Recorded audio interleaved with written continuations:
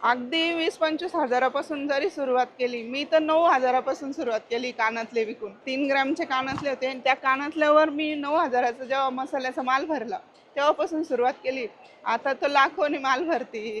म्हणजे मसाल्याचा उद्योग सुरू केल्यानंतर दुकान घेऊ शकली मी, एक मशिनरी घेऊ शकली, एक प्लॉट घेतलाय. आता चांगल्या क्वालिटीचा माल जर असला ना, आपल्या मालाला घरी बसून कस्टमर आहे. नमस्कार, माझं नाव अर्चना सुनील शितोळे. मी चाळीसगाव तालुक्यातून आहे. पाटणादेवी म्हणून माझं गाव आहे.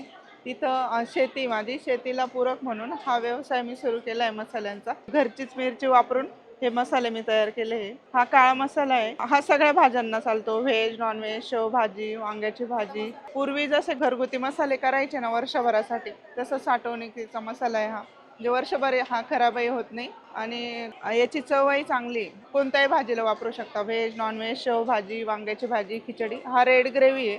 पनीरची भाजी, शेवभाजी, काजू करी, मिक्स व्हेज, असं हॉटेलसारख्या छान याच्या रेड कलरच्या भाज्या होतात आणि टेस्टी पण होतात. आणि हा गोडा मसाला आहे, हा पण व्हेज नॉनव्हेजसाठी चालतो. पालक पनीर, काजू करी, ग्रीन कलरची भाजी याची पण छान बनवू शकते आणि काळ्या मसाल्याची पण बनवू शकते. तर हे मसाले खूप टेस्टी आहे. आणि पॅकिंग त्याची अशी आहे, रेड ग्रेव्ही हा एक साईडने असं आहे आणि हा ब्लॅक ग्रेव्ही. व्यवसाय सुरू करावाशी वाटला की शेती वर अवलंबून न राहता काहीतरी आपण एक नवीन बिझनेस सुरू करावा असं मला नेहमी वाटायचं. ज्यावेळेस मी ठरवलं की काय करायचं म्हणून, मसाले हे नेहमी चालणारी वस्तू आहे, प्रत्येकाला लागणारी. जर आपण टेस्टी मसाले पूर्वीसारखे जर घरगुती बनवले, घरात सासूबाई वगैरे पहिले पूर्वी बनवायच्या, आई वगैरे, तर म्हटलं आपण पण मार्केटमध्ये तसे मसाले तयार करून जर विकले तर चालेल. आणि माझे मसाले सगळ्यांना आवडायचे, त्यामुळं मी ठरवलं की आपण मसाल्याचाच उद्योग करू.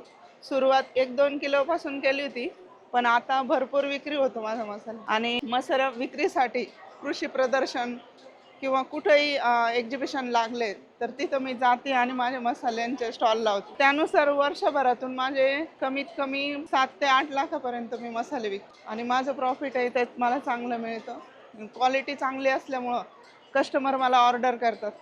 यावर मी सगळं म्हणजे माझा कॉन्टॅक्ट नंबर वगैरे दिलेला आहे, तर त्यानुसार मला ऑर्डर येत असते आणि ऑर्डरनुसार मी कुरिअरनी हे ऑर्डर पोच करते. म्हणजे घरी जरी असली मी तर माझ्या ऑर्डर चालू असतात. मला म्हणजे एवढा प्रॉब्लेम येत नाही.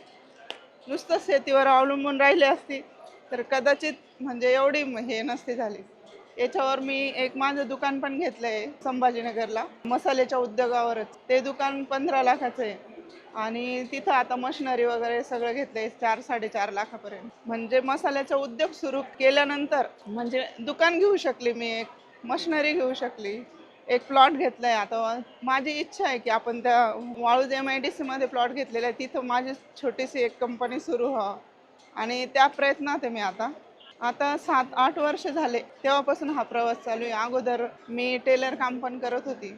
टेलर काम करता करताच मसाल्याचा व्यवसाय सुरू केला आणि त्यानंतर मसाल्याच्या व्यवसाय जेव्हा मी पडली तेव्हा मला कळालं की मार्केट काय असतं. म्हणजे आतापर्यंत फक्त एवढंच ऐकत होती, व्यवसाय लोक खूप पुढे जातात आणि खूप कमाई असते बा व्यवसायामध्ये. पण मला ते असं वाटायचं की कसे करतात, त्यांच्याजवळ अगोदरच पैसा असेल, पैसा असल्यानंतरच ते करू शकता असं मला वाटायचं. पण नाही, अगदी 20-25 हजारापासून जरी सुरुवात केली, मी तर 9,000पासून सुरुवात केली कानातले विकून. माझे 3 ग्रॅमचे कानातले होते आणि त्या कानातल्यावर मी 9,000चा जेव्हा मसाल्याचा माल भरला तेव्हापासून सुरुवात केली. आता तर लाखोनी माल भरती, 1-1, 2-2 लाखाचा माल भरून घेते आणि 2-2, 3-3 क्विंटल माल तयार करून आता मी जेव्हा एक्झिबिशन लागलं तेव्हा रेडीच असते, म्हणजे कुठेही असो. आता पण मी केरळला जाऊन आले उमेद मार्फत. तिथं 10 दिवसाचा एक्झिबिशन होता. त्या एक्झिबिशनमध्ये मी चांगल्या प्रकारे मसाले विकले, म्हणजे 1 लाखाचा माझा सेल झाला तिथं. केरळ म्हणजे तिथं तर मसाले विकणं म्हणजे खूप अवघड आहे. त्या लोकांना एक तर भाषा कळत नाही, परत ते मसाले आपल्यासारखे तिखट मसाले खात नाही, फिक्क खातात. त्यामुळे त्यांना समजून विकणं हे फार विशेष होतं. जे महाराष्ट्रात येऊन राहून गेलेत आणि मसाल्याच्या भाज्या खाऊन गेलेत त्या लोकांनीच माझे मसाले खरेदी केले किंवा त्यांच्या ओळखीने माझे मसाले विकले गेले. आणि मुंबईला वाशीला पण मी स्टॉल लावला होता, तिथं पण 1,10,000चा माझा सेल झाला. म्हणजे स्टॉल कंटिन्यू चालूच आहे.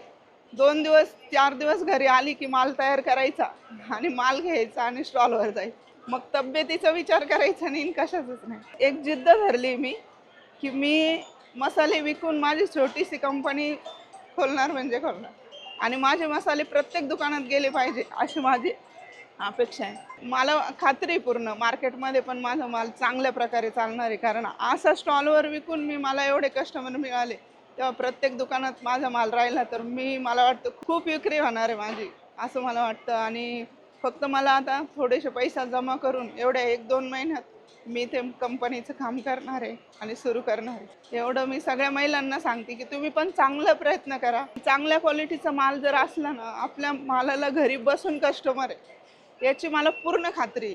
फक्त माल चांगला तयार करायचा, क्वालिटी द्यायची, टेस्ट द्यायची, घरून कस्टमर आपल्याला ऑर्डर देईल आणि आपली घरून काम सुरू होईल. कुठं जायची गरज नाही किंवा कोणाच्या इथं काम करायची गरज नाही पडणार.